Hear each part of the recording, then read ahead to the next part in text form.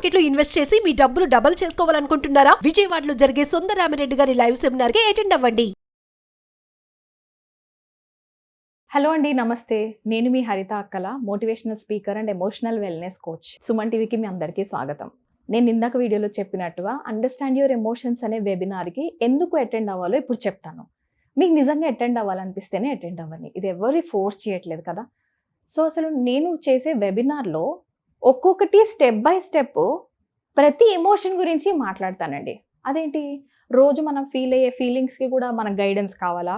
కోపం వస్తే కోపడతాం, హ్యాపీనెస్ వస్తే హ్యాపీనెస్ ఫీల్ అవుతాం, ఎంజాయ్ చేయాలనిపిస్తే తాగుతాం, పడుకుంటాం, ఎంజాయ్ చేస్తాము, అంతే కదా. దీనికి కూడా మనకు సెపరేట్ కోచ్ కావాలా? నాకు మొన్న ఒక క్లయింట్ అన్నారండి, ఏంటంటే కోపం వచ్చింది అనుకో, వెంటనే ఎక్స్ప్రెస్ చేయకపోతే నా లోపల ఉండిపోయి నా హెల్త్ డ్యామేజ్ అవుద్ది, దానికంటే వాళ్ళ మీద నేను express చేసడమే better. కోచ్కే coach అయిపోతారండి కొద్దిసార్లు.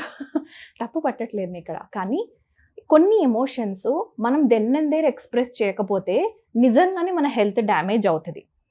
But at the same time కొన్ని ఎమోషన్స్ని డిసిప్లిన్డ్గా పెట్టుకొని కంట్రోల్ చేసుకోకపోతే సెల్ఫ్ కంట్రోల్ ద్వారా రిలేషన్షిప్స్ డ్యామేజ్ అవుతాయి.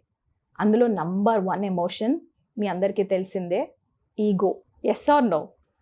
ఈగోని మనం కరెక్ట్గా అర్థం చేసుకోకపోతే మన చేతులారా మనమే మన జీవితాన్ని నాశనం చేసుకున్న వాళ్ళం అవుతాం.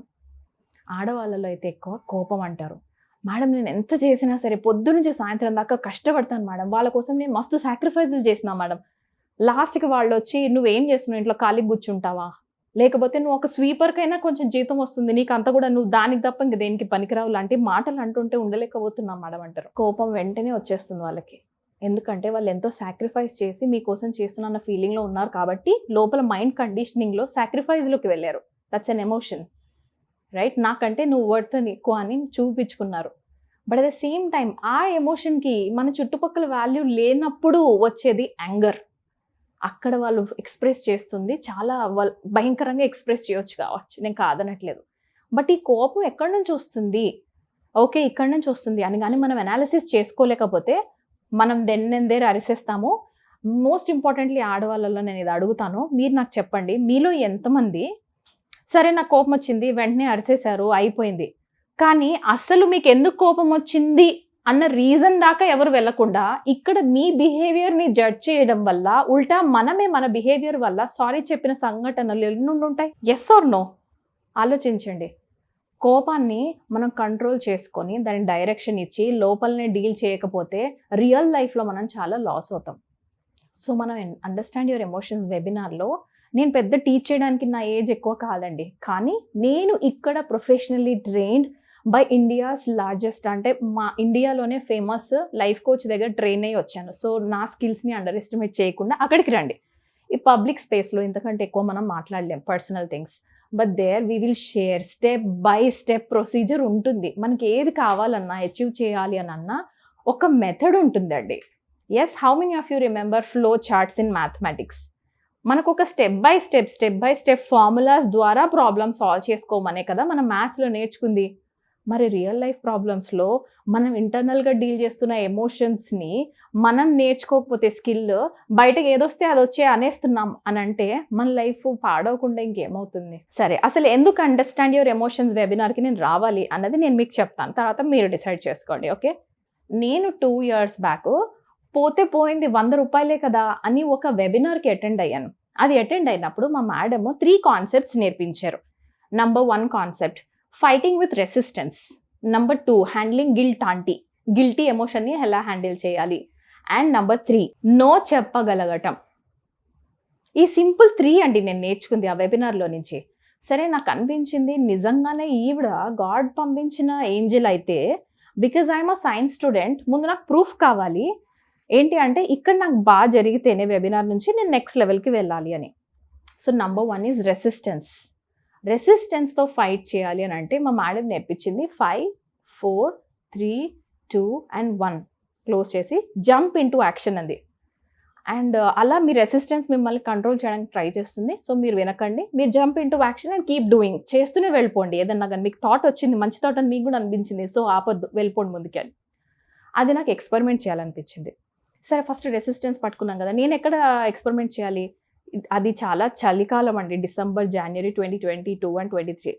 ఆ చలికాలంలో నేనేం చేశానంటే అసలు నిజంగా రెసిస్టెన్సా లేకపోతే నిజంగానే అది ఉందా లేదా కాన్సెప్ట్ చెక్ చేయాలనిపించినప్పుడు చన్నీళ్ళతో స్నానం స్టార్ట్ చేశాను.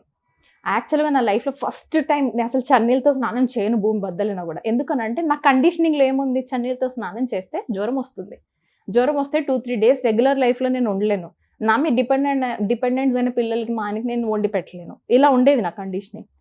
సో రెసిస్టెన్స్తో ఫైట్ చేయమంది కదా, ఇది జస్ట్ రెసిస్టెన్స్ ఏమో చెక్ చేద్దామని 5, 4, 3, 2, 1 అనుకున్నాను, చన్నీళ్ళు వేసుకున్నాను. ట్రస్ట్ మీ గైస్, 1 డే కొంచెం ఫీవరిష్గా ఉండింది, సెకండ్ డే కొంచెం ఉండింది ఫీవరిష్గా, but it wasn't a high fever. Third డేకి బాడీ ఓకే అయిపోయింది and I started enjoying that chilled water baths. అప్పుడు నాకు అర్థమైంది it's just a mind conditioning. Resistance ఏం చెప్తుంది, చేయకు చేయకు చేయకు, నీకు జ్వరం వస్తుంది జాగ్రత్త, వెళ్ళకు వెళ్ళకు వెళ్ళకు, నువ్వు జాబ్ చేస్తే నీకు ఇది వస్తుంది జాగ్రత్త, నో నో నో నో, ఎక్కువ ఇన్కమ్ ఆన్ చేయకు, నీ హస్బెండ్ కంటే నువ్వు ఎక్కువ ఇన్కమ్ ఆన్ చేసావు అనుకో నీ హస్బెండ్ నిన్ను వదిలేస్తాడు. Some are the other information నుంచి మనం జనరల్గా డైలీ డెసిషన్స్ తీసుకుంటాం. అది నాకు బాగా అనిపించింది, రెసిస్టెన్స్తో ఫైట్ చేయడం విత్ 5, 4, 3, 2, 1 ఫార్ములా.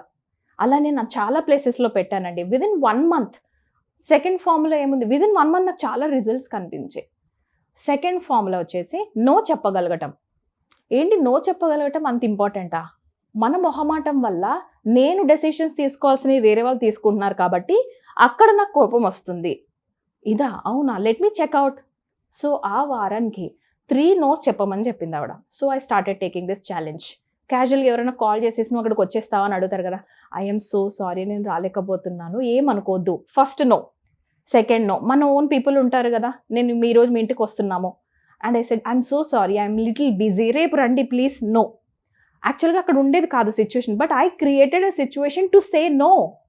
అలా నో చెప్పడం నేర్చుకున్న తర్వాత దెన్ నాకు అర్థమైంది, నేను డెసిషన్స్ తీసుకోవట్లేదు కాబట్టి, నేనే వేరే వాళ్ళు నా లైఫ్ డెసిషన్స్ తీసుకునేలా అలౌ చేశాను కాబట్టి కోపం వస్తోంది. మొహమాటం వల్లనే నేను సగం ప్రాబ్లమ్స్ ఫేస్ చేస్తున్నాను. రైట్. నెక్స్ట్ ఛాలెంజ్ వచ్చేసి గిల్టీని హ్యాండిల్ చేయటం. అదే టైం మా బాబుకి స్పెక్స్ దగ్గర తీసుకెళ్ళామండి, వాడికి సైట్ వచ్చింది. సో సైట్ వచ్చినందుకు చాలా కష్టపడి, చిన్న ఏజ్ కాబట్టి వాడికి డ్రాప్స్ వేసి 3.5 hours పట్టింది వాడికి ఐ చెకప్ చేసి వాడికి స్పెక్స్ పెట్టడానికి కూడా. He was then 5.5 years old. అలాంటిది ఒక అమ్మ వాడు ఏడుస్తున్నప్పుడు ఎంత బాధపడి ఉంటాను.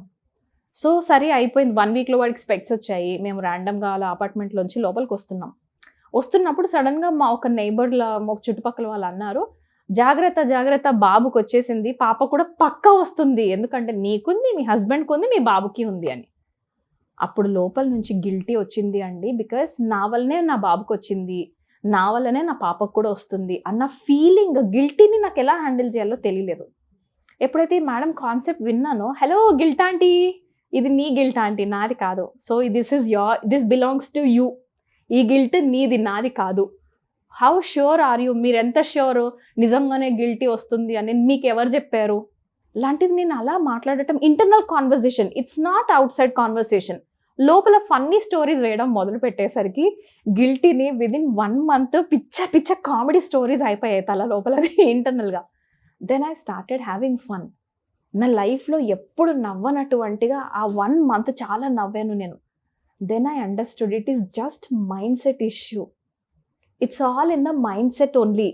ఇంటర్నల్ ప్రోగ్రామింగ్తోనే నా ప్రాబ్లం, బయట కాదు. ఎక్స్టర్నల్ ఫ్యాక్టర్స్ నేను చేంజ్ చేయలేను, నాలో ఉన్న పవర్ అంతా లోపల మార్చుకోవటం మాత్రమే అని తెలిసినప్పుడు నెక్స్ట్ లెవెల్కి అసలు 5,000 కట్టడానికి వెనక్కి తిరిగి చూడలేదండి. వెబినార్ తర్వాత ఆ 5,000 కట్టినప్పుడు నా దగ్గర 8,000 రూపీస్ ఉన్నాయి.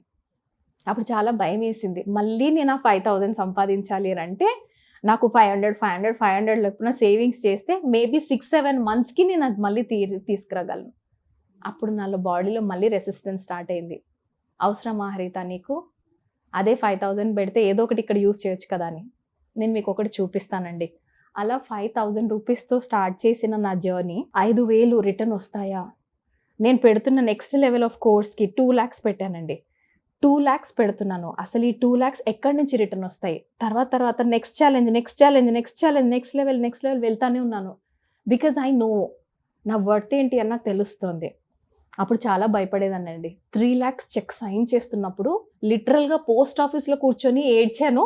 చెక్ సైన్ చేసేటప్పుడు ఇలా హ్యాండ్ షేక్ అయిపోయింది బికాస్ ఆఫ్ ద షివరింగ్. ఎందుకంటే భయపడ్డాను, తిరిగి 3 lakhs ఎలా వస్తాయి నా దగ్గరికి అని. ఇంత ధైర్యంగా నేను మీకు ఇంత పబ్లిక్ స్పేస్లో చూపిస్తున్నాను.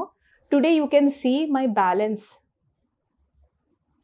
ఇంతలా ఎందుకు చూపిస్తున్నానంటే it's not about money, it's about the self worth. Check sign చేస్తున్నప్పుడు నేను నా లైఫ్లో ఏమనుకున్నాను అంటే, ఇక్కడ నేను బాగుపడితే ఈ మనీ రిటర్న్ రావాలి, కొంచెం టైం పట్టినా పర్లేదు, కానీ ఒక అమ్మాయి లైఫ్ బాగవుతూ ఆ మనీ నాకు రిటర్న్ రావాలి. ఆ థాట్ చాలా స్ట్రాంగ్గా అనుకున్నానండి. ఒక ఆడపిల్ల లైఫ్ బాగు చేసినందుకు రిటర్న్ రా. మనీతోని నాకున్న రిలేషన్షిప్ని చాలా వర్క్ చేశాను, అది కూడా మా మేడమే నేర్పించారు. So we have to let the money flow. అలా మనీ ఫ్లో అయినప్పుడు చెక్ సైన్ చేసిందే ఈరోజు మీరు చూస్తున్నది రిటర్న్. మళ్ళీ ఒక ఆడపిల్ల లైఫ్ బాగు చేస్తూనే రిటర్న్ వచ్చింది. సో ఇక్కడ నేను ఏం చెప్పాలనుకుంటున్నానంటే, వీ ఆర్ వెరీ వర్త్ఫుల్. మన వాల్యూ చాలా ఉంది, కానీ మేబీ చిన్నప్పటి నుంచి మనం విన్న వాళ్ళు ఉంటారు కదా చుట్టుపక్కల, నీకు ఇంతకంటే రాదు, నీకు ఇంతకంటే చేత కాదు, నీకు ఇంగ్లీష్ రాదు, నీ కమ్యూనికేషన్ స్కిల్స్ బ్యాడ్గా ఉన్నాయి, why don't you do this, why don't you do that అని చెప్తారు కదా. మనం అక్కడి నుంచే ఆపరేట్ చేస్తున్నాం. డౌట్ అనేది ఒక ఎమోషన్. ఆ డౌట్ని, సెల్ఫ్ డౌట్ని ఎలా మనం హ్యాండిల్ చేయాలి అని తెలుసుకోవాలి అని అన్నా, నా వెబినార్ అండ్ సెల్ఫ్ లవ్ సెషన్స్కి అటెండ్ అయిపోండి. ఎక్కువ ఆలోచించద్దు. Thank you so much for watching this video. Thank you.